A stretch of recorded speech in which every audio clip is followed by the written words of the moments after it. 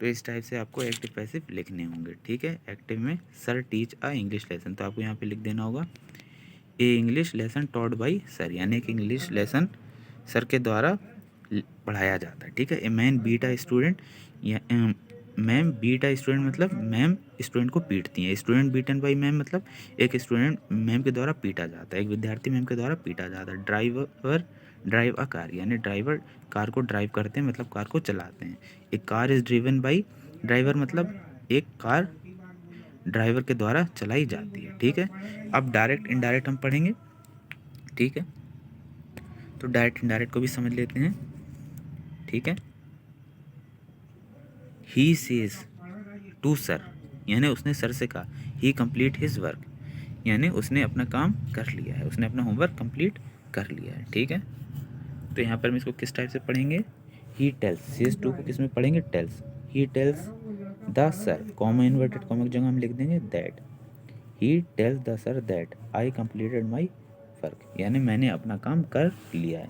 तो ही का हो जाएगा आई, कंप्लीट का हो जाएगा कंप्लीटेड, हिज का माई हो जाएगा और वर्क का वर्क रहेगा, ठीक है। सेज टू की जगह टेल्स लिख देंगे और कॉमा इन्वर्टेड कॉमा की जगह हम दैट लिख देंगे, ओके। इस टाइप से हमें लिखना है। फिर आ जाता है ही सेड टू द स्टूडेंट, यानी sir said to the student मतलब सर ने स्टूडेंट से कहा यू आर गुड बॉय, कि तुम एक अच्छे लड़के हो। तो सर सेड टू की जगह हम क्या लिख देंगे, टोल्ड। सेड टू की जगह क्या लिखना होता है, टोल्ड। अगर सेड लिखा हुआ है तो सेड का सेड ही रहेगा, अगर सेड टू लिखा है तो हम उसकी जगह टोल्ड लिख देंगे। Sir told the student, comma inverted क्यों की जगह, यानी ये जो लिखा है इसकी जगह लिखना होता है दैट, तो हमने लिख दिया that. You are good boy, you किसके लिए बोला गया, स्टूडेंट के लिए, तो लिख देंगे हम ही। अब ही के साथ आर नहीं आ सकता क्योंकि ही सिंगलर है, इसलिए इज आ जाएगा, he is good boy, okay. इस टाइप से हम लिख देंगे। फिर है नेक्स्ट सेंटेंस है mother said to the Sita, यानी मदर ने सीता से कहा यू आर लेजी गर्ल, कि तुम एक लेजी गर्ल हो। तो मदर सेड टू का हो जाएगा टोल्ड, जैसे कि आपने यहाँ ऊपर वाले सेंटेंस में देखा था, mother told Sita, comma inverted comma की जगह that, mother told Sita that she is lazy girl, कि वो एक लेजी गर्ल है, ओके। यू का क्या हो जाएगा, शी, क्योंकि यू किसके लिए बोला गया, गर्ल के लिए, शी। अब शी ही ये क्या है, सिंगलर है, तो ही शी के लिए इज यूज होगा, ठीक है। तो she is lazy girl, okay. इस टाइप से हम सेंटेंस बनाएंगे। फिर देखिए नेक्स्ट सेंटेंस है sir said to the student, यानी सर ने स्टूडेंट से कहा you complete your homework, are you complete your homework, यानी क्या तुमने अपना होमवर्क कंप्लीट कर लिया है, सर। अब सेड टू का यहाँ पे क्या हो जाएगा, आस्क, क्योंकि यहाँ पे क्वेश्चन मार्क है, यानी ये क्वेश्चन वर्ड वाला वर्ड, ठीक है, ये इंट्रोगेटिव सेंटेंस हो गया, यानी सर यहाँ पे स्टूडेंट से पूछ रहे हैं कि क्या तुमने अपना होमवर्क कंप्लीट कर लिया। तो सर सेड टू का क्या हो जाएगा, आस्क मतलब पूछा, सर ने पूछा, किससे पूछा, द स्टूडेंट, यानी स्टूडेंट से पूछा। कॉमा इन्वर्टेड कॉमा की जगह पहले रूल था जैसे वैसे यहाँ पे भी है, तो कॉमा इन्वर्टेड कॉमा की जगह पे दैट। तो sir ask student that are you complete your homework, मतलब कि यू कंप्लीट योर होमवर्क, इसको पहले हम इस टाइप से बना लेंगे, यू कंप्लीट योर होमवर्क। अब यू किसके लिए बोला जा रहा है, स्टूडेंट के लिए, तो यू का हो जाएगा ही।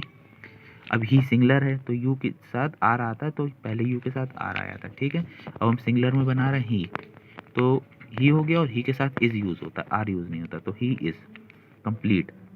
यूर किसके लिए आ रहा है, स्टूडेंट के लिए, तो आ जाएगा हिज।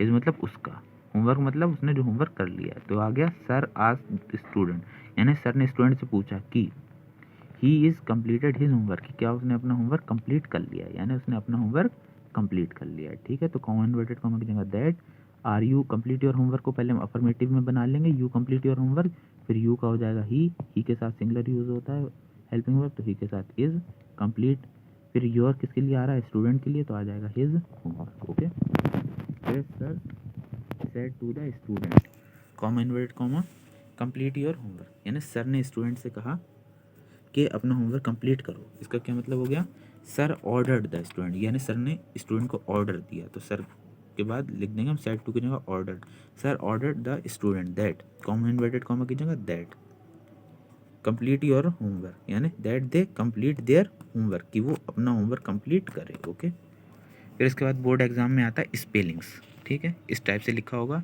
ड्रॉ प्लस ING, ठीक है, draw DRAW draw plus ING। तो आपको इसे इक्वल करके प्लस हटा के लिखना होगा DRAW draw ING ing drawing, ठीक है। ऐसे लिखा होगा PLAY play plus ING ing, तो इसको आपको मिला के लिखना होगा PLAY play ING ing playing, plus को हटा देना होगा। FUL full plus FIL fill full fill, तो आप इसको लिख देंगे FUL full FIL fill full fill, okay, इस टाइप से लिखना होगा। फिर उसके बाद आएगा पंक्चुएशन लिखने के लिए, ठीक है। तो पंक्चुएशन में किस टाइप से लिखेंगे वो भी अभी देख लेते हैं। ही इज़ गुड बॉय, ये रॉन्ग सेंटेंस है। राइट क्या हो जाएगा, ही इज़ गुड बॉय, क्योंकि इसमें फुल स्टॉप नहीं लगा तो इसमें फुल स्टॉप लगा है, ठीक है। ऐसे ही ही इज़ वेरी हैप्पी, यानी वो बहुत ज़्यादा खुश हो रहा है, तो ये इस टाइप से लिखा जाएगा ही इज़ वेरी हैप्पी, क्योंकि हैप्पियर क्या है, हैप्पी की ये पॉजिटिव डिग्री है, ये कॉम्पलेटिव डिग्री, और एक होती है सुपरलेटिव डिग्री। तो हैप्पियर नहीं लिखेंगे बल्कि हैप्पी लिखेंगे, ठीक है। Hurrah we won the match, यानी खुशी की बात है कि हम मैच जीत गए। तो हुर्रा के बाद हम साइन ऑफ एक्सक्लेमेटरी लगाएंगे, यानी यहाँ पे खुशी बताई जा रही है, फीलिंग शेयर की जा रही है, ठीक है, जॉय की बात है। तो जब ऐसी बात होती है तो हमें क्या लिखना होता है, साइन ऑफ एक्सक्लेमेटरी का यूज़ करना होता है, जहाँ पे कोई सैड वाली बात हो, ठीक है, कोई हैप्पी वाली बात हो, ठीक है, या और कोई इस टाइप से बात होती है जहाँ पे फीलिंग शेयर हो रही होती है, वहाँ पे हमें साइन ऑफ एक्सक्लेमेटरी यानी विस्मयादि बोधक चिन्ह यूज़ करना होता है, क्या, साइन ऑफ एक्सक्लेमेटरी। इसलिए हमने hurrah we won the match, यानी इसमें खुशी के बारे में बताया जा रहा है, इसलिए हमने हुर्रा के बाद साइन ऑफ एक्सक्लेमेटरी यूज़ किया, बाकी वैसे ही लिख देंगे। आर यू स्टूडेंट, यानी अब सवाल पूछा गया क्या तुम स्टूडेंट हो, लेकिन क्वेश्चन मार्क नहीं लगाया गया, जबकि ये क्वेश्चन पूछा गया है, सवाल पूछा गया, इसलिए आर यू स्टूडेंट के बाद क्वेश्चन मार्क लगाया जाएगा। ये सेंटेंस सही है और ये सेंटेंस रॉन्ग है। फिर she work never not proper, यानी वो वर्क कभी नहीं सही करती है। अब ये सेंटेंस गलत है, ठीक है, शी नेवर वर्क प्रॉपर, यानी वो कभी सही वर्क नहीं करती है, ये सेंटेंस सही है, ओके। नेवर और नॉट एक साथ यूज़ नहीं होंगे यहाँ पर, क्योंकि फिर इसका मीनिंग चेंज हो जाएगा, जो कि गलत हो जाएगा। फिर इसके बाद sentence affirmative, negative, interrogative sentence, ठीक है, इस पर भी आएंगे सेंटेंस बनाने के लिए, चेंज करने के लिए। जैसे ही इज़ अ बॉय, उन्होंने कह दिया इसका निगेटिव बनाइए, तो he is not a boy, okay.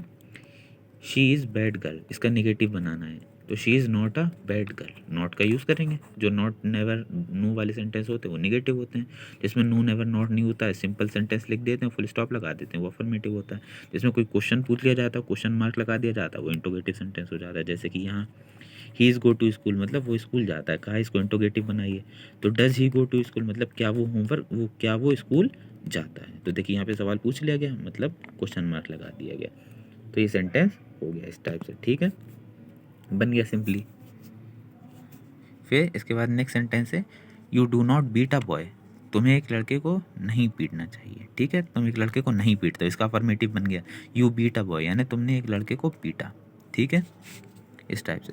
She is not a bad student, अब ये निगेटिव सेंटेंस है कि वो एक बैड स्टूडेंट नहीं है, इसको अफर्मेटिव बनाइए, तो she is a bad student, यानी वो एक बैड स्टूडेंट है। और देखिए फुल स्टॉप लग गया। अफर्मेटिव की पहचान है कि इसमें नो नेवर नॉट का यूज़ नहीं होता, जबकि निगेटिव की पहचान है कि इसमें नो नेवर नॉट में से कुछ एक यूज़ होगा, ओके। फिर है यू आर गुड स्टूडेंट, यानी तुम एक अच्छे स्टूडेंट हो, इसको बनाना है इंट्रोगेटिव में, यानी क्वेश्चन मार्क लगा के। तो आर यू गुड स्टूडेंट, यानी क्या तुम अच्छे स्टूडेंट हो, और फिर क्वेश्चन मार्क लगा दिया, यानी यहाँ पे हमने सवाल पूछ लिया, तो ये इंट्रोगेटिव बन गया। तो पहचान है इंट्रोगेटिव सेंटेंस में लास्ट में क्वेश्चन मार्क आएगा, और what, why, when, who, where, इस टाइप से कोई वर्ड लिखा होगा, क्वेश्चन वर्ड, ठीक है। निगेटिव की पहचान है नो, नेवर, नॉट, ठीक है, डू नॉट, ठीक है, does not, did not, was not, ठीक है, वर नॉट, इस तरीके से यूज़ होगा। जबकि अफर्मेटिव की पहचान है कि सब्जेक्ट होगा, वर्ब होगा और ऑब्जेक्ट होगा, ठीक है, यानी इसमें कहीं भी नो नेवर नॉट भी यूज़ नहीं होगा, ना क्वेश्चन मार्क लगेगा, ओके। तो आपके समझ में आ गया होगा अफर्मेटिव, नेगेटिव और इंट्रोगेटिव सेंटेंस। इसके बाद हम पढ़ लेते हैं ट्रांसलेशन। देखिए ये भी बोर्ड एग्जाम में बहुत बार पूछी जाती है, यानी कि हिंदी को इंग्लिश में चेंज करिए, translation, Hindi change into English, ठीक है। तो जैसे यहाँ लिखा है, एक हमने एग्जांपल ले लिया, प्रयागराज एक प्राचीन ऐतिहासिक नगर है, तो इसका हमने क्या बना लिया, Prayagraj is an ancient historical city, okay. फिर है इसका एक गौरवशाली इतिहास है, तो यहाँ हमने लिख दिया it has a glorious history, okay. फिर यहाँ गंगा और यमुना का संगम है, ठीक है, मतलब यहाँ गंगा और यमुना नदी आकर मिलती हैं, तो यहाँ हम लिखेंगे here is the Confluence of the Ganga and the Yamuna. Confluence का मतलब आपस में मिलती हैं, संगम होता है, ठीक है। तो Confluence of the Ganga and the Yamuna. यहाँ उत्तर प्रदेश का उच्च न्यायालय है, तो द हाई कोर्ट लिखेंगे, the high court of Uttar Pradesh is situated here, यानी यहाँ हाई कोर्ट है, किसका हाई कोर्ट सिचुएटेड है, उत्तर प्रदेश का हाई कोर्ट सिचुएटेड है। इसी टाइप से बोर्ड एग्जाम में और भी कोई अगर हिंदी लिखने के लिए आती है कि हिंदी लिखी होगी, वो कहेंगे ट्रांसलेट इनटू इंग्लिश, यानी इसको हिंदी जो लिखी है इसको इंग्लिश अनुवाद करिए, इसका अंग्रेजी अनुवाद ट्रांसलेट इनटू इंग्लिश, इस टाइप से लिखा हुआ। तो आपको हिंदी लिख के रहने देनी है, हिंदी को बोर्ड पे के एग्ज़ाम में नहीं लिखना है, डायरेक्ट उसका आंसर ब्लू पेन से इंग्लिश में लिख देना है, यानी जो भी हिंदी लिखी है उसको समझना है, और फिर प्रेजेंट पास्ट फ्यूचर टेंस जो आपने पढ़े अफर्मेटिव नेगेटिव इंटीग्रेटिव इसके अकॉर्डिंग रूल्स के अकॉर्डिंग इसको पढ़ के यहाँ पे इंग्लिश में बना देना है। ओके, हिंदी वहाँ लिख कर आएगी, आपको सिर्फ इंग्लिश लिख कर आना है।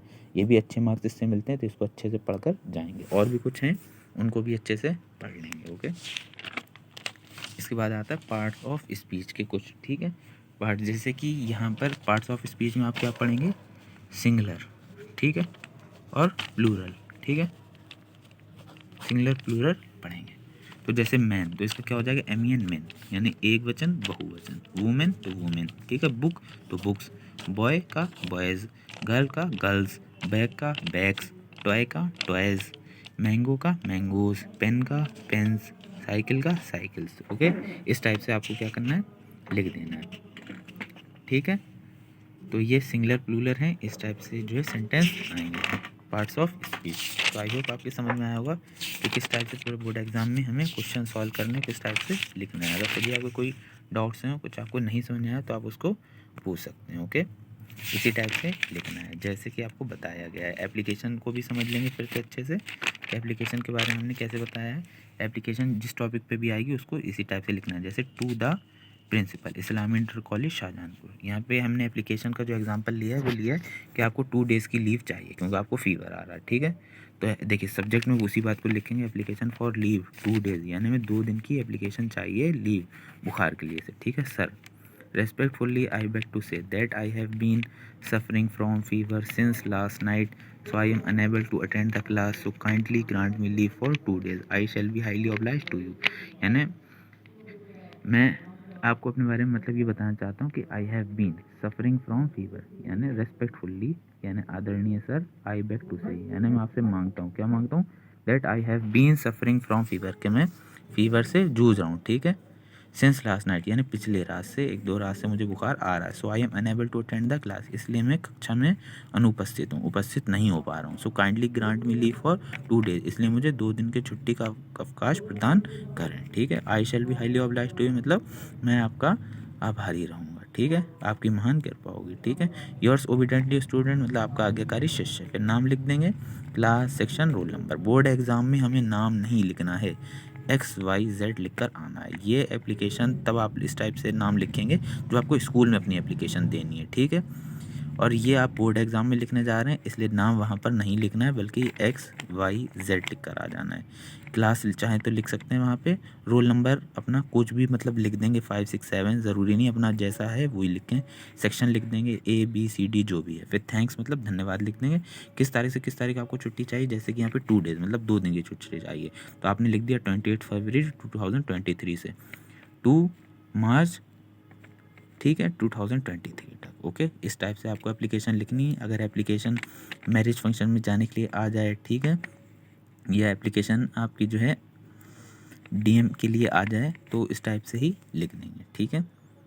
DM के लिए अगर एप्लीकेशन आ जाए तो टू द डिस्ट्रिक्ट मजिस्ट्रेट, ठीक है, शाहजहानपुर। सब्जेक्ट में लिख देंगे कि क्या रीज़न कहा गया है लिखने के लिए, उसको ही लिख देंगे और बिल्कुल सेम एज इट इज़ लिख देंगे। वहाँ पे योर ओबिडेंटली की जगह हम लोग लिख देंगे योर सिंसियरली, बस इतना चेंज करेंगे और XYZ लिख देंगे। बाकी डेटेड, थैंक्स, ये सब चीज़ें ऐसे ही लिखेंगे।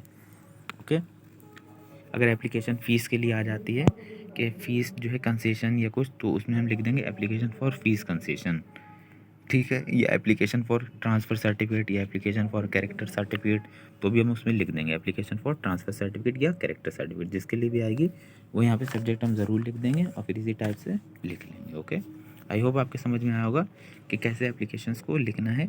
बाकी अगर कोई डाउट हो तो आप इसमें पूछ सकते हैं। ओके, फिर इसके बाद आ जाते हैं लेटर लिखने के लिए। अगर आ जाता है कि अपने चेयरमैन को या म्यूनिसिपल कॉर्पोरेशन को आप लेटर लिखिए कि आपके वाटर सप्लाई जो है वो नहीं हो रही है, वो ख़राब हो है। ठीक है, तो लिखेंगे हम पहले मोहल्ले का नाम मोहम्मद जई 146 सेक्टर 27 शाहजहाँपुर, मतलब सिटी का नेम लिख देंगे और अपने मोहल्ले का एड्रेस लिख देंगे। फिर लिख देंगे the chairman municipal corporation Shahjahanpur, यानी चेयरमैन यानी मेयर। चेयरमैन का मतलब होता है मेयर। ठीक है, चेयरमैन को मेयर भी कहते हैं। म्यूनिसिपल कॉर्पोरेशन का मतलब है नगर पालिका। ठीक है, नगर पालिका क्लियर लिख रहे हैं शाहजहाँपुर, क्योंकि ये उसमें ही वर्क करते हैं। चेयरमैन जो है इन सबके अंडर में आता है सब्जेक्ट। इम्प्योर वाटर सप्लाई, यानी हम किसके लिए लिख रहे हैं कि जो वाटर की जो सप्लाई है वो अच्छी नहीं है, वाटर सप्लाई। ठीक है, इम्प्योर वाटर सप्लाई यानी पानी अच्छा नहीं आ रहा है, इसलिए हम क्या कर रहे हैं, एप्लीकेशन लिख रहे हैं। रेस्पेक्टेड सर यानी आदरणीय sir, this is kind request to you, यानी हम आपसे एक विनम्रपूर्वक गुजारिश करते हैं। ठीक है, क्या गुजारिश करते हैं, प्रार्थना करते हैं, that our locality we face water impure water. ठीक है, यानी हम अपने आसपास अपने मोहल्ले में एक परेशानी में हैं, यानी एक समस्या में है, वो है इम्प्योर वाटर की। ठीक है, इम्प्योर वाटर सप्लाई यानी हमारे जो वाटर सप्लाई आ रही है वो अशुद्ध पानी आ रहा है। ठीक है, we have face much problem, जिसकी वजह से हमें बहुत सारी प्रॉब्लम्स हो रही हैं। Due to lack of pure water, किस वजह से बहुत सारी समस्याएं हो रही हैं, पानी की कमी से, क्योंकि पानी अशुद्ध आ रहा है इसलिए पानी घर में ख़त्म हो गया, इस तरीके से प्रॉब्लम हो रही है। So I request you to order, इसलिए मैं आपसे प्रार्थना करता हूँ, आपको से रिक्वेस्ट करता हूँ, गुजारिश करता हूँ कि I request you to order to municipal office to supply a pure water, यानी मैं आपसे रिक्वेस्ट करता हूँ, प्रार्थना करता हूँ कि आप म्यूनिसिपल ऑफिसर यानी कि नगर पालिका अधिकारी को ऑर्डर दीजिए, आदेश दीजिए कि वो प्योर वाटर सप्लाई स्टार्ट कर दें। ठीक है, I shall be highly obliged to you, मैं आपका आभारी रहूँगा, ये आपकी महान कृपा होगी। ठीक है, डेटेड लिख देंगे, यानी डेट जिस डेट में आप लिख रहे हैं वो डेट लिख देंगे। थैंक्स यानी धन्यवाद, योर सिंसियरली।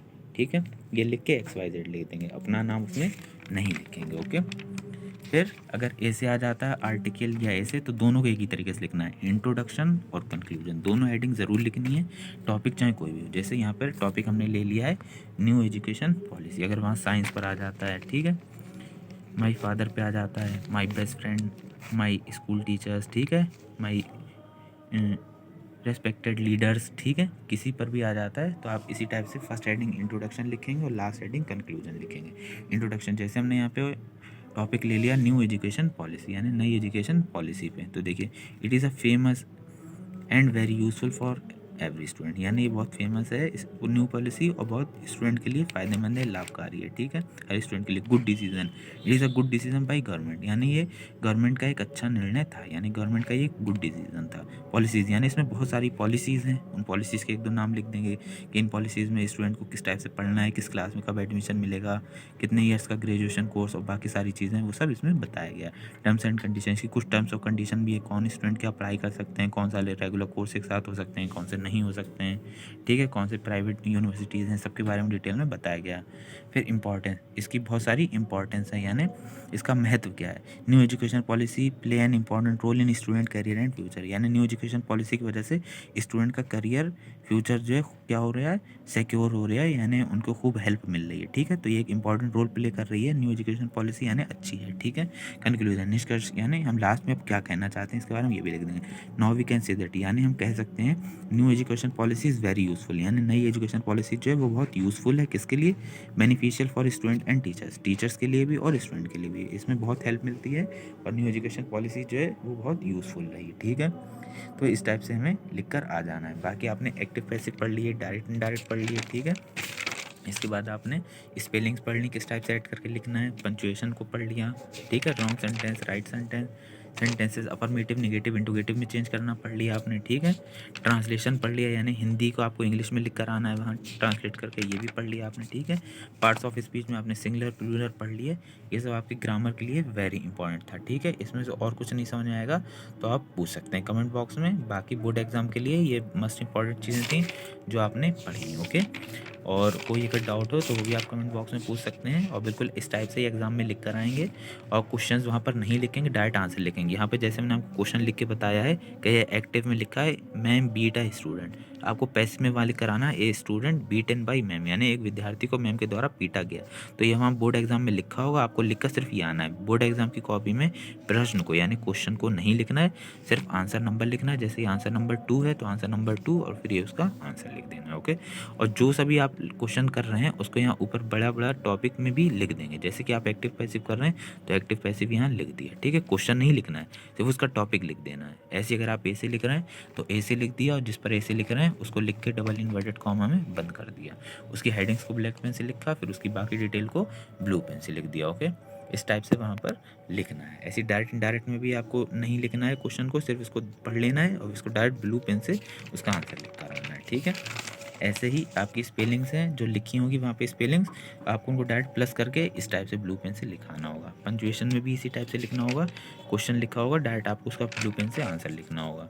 ऐसे ही ट्रांसलेशन है, ट्रांसलेशन में भी आपको ये हिंदी इसकी नहीं लिखनी होगी एग्जाम में, डायरेक्ट जो हिंदी वहाँ लिखी हो बोर्ड एग्जाम में, आपको उसकी कॉपी में सिर्फ इंग्लिश लिखना है, हिंदी को नहीं लिखना है। ऐसे ही वहाँ पे पार्ट्स ऑफ स्पीच में सिंगुलर प्लूरल या कुछ इस टाइप का आता है, अफर्मेटिव सेंटेंस, निगेटिव, इंटरोगेटिव, तो उसमें भी आपको सिर्फ आंसर लिखना है, क्वेश्चन को नहीं लिखना है। अब वहाँ पे मैन, वुमेन, बुक इस टाइप से ये चीज़ें दी हुई होंगी, आपको ये नहीं लिखना है, सिर्फ इनका आंसर लिख कर आना है। जैसे गर्ल लिखा है तो आप लिखाएंगे गर्ल्स, बैग लिखा है तो बैग्स, टॉय लिखा है तो टॉयज़, मैंगो लिखा है तो मैंगोज, SES इस टाइप से ऐड कर देना है, क्योंकि ये सिंगुलर यानी एक वचन और ये बहुवचन है। ओके, तो आई होप आपके समझ में आया होगा कि किस टाइप से बोर्ड एग्जाम में लिखना है। फिर भी कोई डाउट है तो आप पूछ सकते हैं। ओके, इस टाइप से बोर्ड एग्जाम में पेपर आता है, तो आप अच्छे से तैयारी करें। Best of luck. ओके।